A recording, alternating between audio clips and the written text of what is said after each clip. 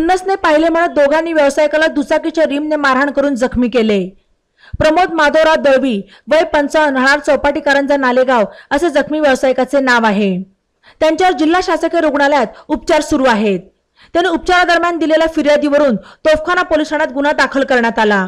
आर्यन राजेश कुलकर्णी राहणार देशमुख गल्ली चौपाटी कारंजा आणि त्याच्यासोबत असलेल्या एका अनोळखी व्यक्तीविरोधात गुन्हा दाखल करण्यात आला।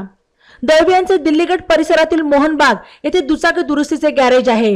तेथे बुधवारी 20 मार्चला दुपारी 4:30च्या सुमारास सदर घटना घडली। यावेळी आर्यन कुलकर्णी आणि त्याच्या सोबतच्या व्यक्तीने दळवी यांना लाथाबुक्क्यांनी मारहाण केली आणि गॅरेजमध्ये दुचाकीची रिम डोक्यात मारून जखमी केले। दळवी यांच्या भावाने त्यांना रुग्णालयात दाखल केले। ई नवा मराठा यूट्यूब चॅनलला सबस्क्राइब करा आणि बेल आयकॉनवर प्रेस करा।